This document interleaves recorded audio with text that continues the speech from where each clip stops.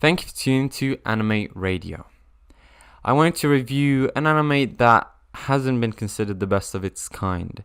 For this reason, today I'm going to be reviewing In Another World with my smartphone.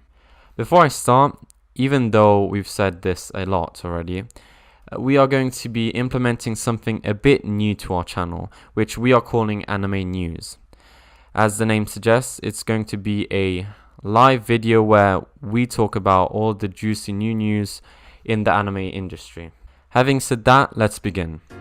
In Another World with My Smartphone is a fantasy, harem, and isekai anime. I consider it to be really similar to animes like Konosuba and Re:Zero, which are isekai animes, but just because the start is basically the same, where we see a god explaining what happened and giving them another chance at life. But that's literally the description of every isekai. It has one season for now, with 12 episodes, so it's pretty easy to binge watch it in one day. I'm not sure I recommend doing that, but it is an option.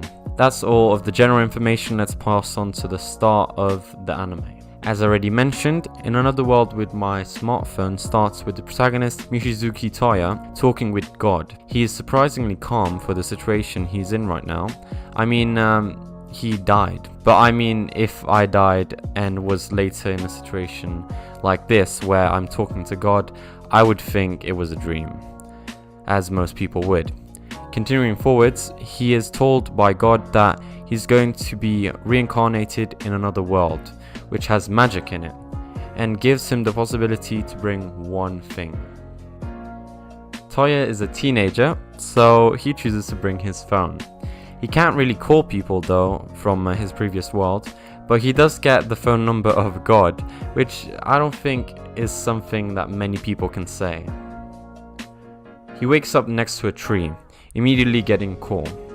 It's God, and he tells him that the phone has a map for the world he's currently in. Soon after, he's stopped by a villager that wants to buy his clothes, since in this world there isn't anything similar to them. This is what happens at the start of the first episode. Let's start by saying the good things about this anime. First of all, it's a harem, so that's always a pro, but seriously, I don't find this anime really unique in any way. That doesn't mean I haven't enjoyed watching it, but it isn't something that sparks emotions in me while I'm watching it. This happens because the protagonist is OP, and by OP I mean One Punch Man OP. I don't mean he's as strong as him, but he could be considered the Saitama of this world. I'm saying OP as if it's a bad thing, which it isn't, because having an OP main character doesn't mean the anime won't be good.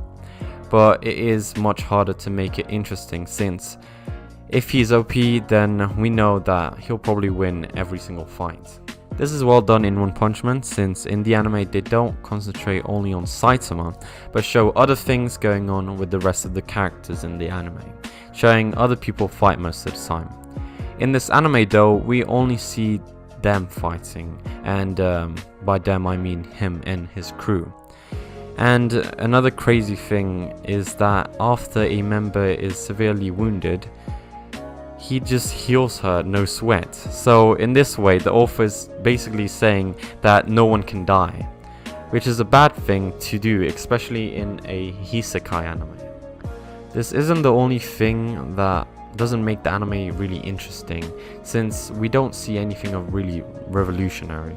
For example, the magic is very basic, where there is water magic, fire, earth, wind, light, dark, and null magic, which is basically a special type of magic, which if you've seen Hunter x Hunter, it's like the specialist class. In any case, this is one of the reasons why he is OP. He can use all of them, which is next to impossible.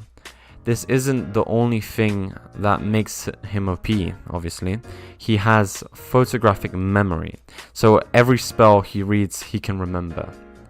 This is why I think this anime could have been done better. I personally didn't hate this anime, I just found some parts quite boring and not very unique. It does still have some entertaining side to it. For this reason, I still suggest you go watch it and see for yourself. This is just my opinion after all. As always, if you like this video, check out other videos we've made, and if you like what we do, then comment, subscribe or like to let us know. That's all, thank you for tuning in to Anime Radio, and we hope to see you in the next one. Goodbye.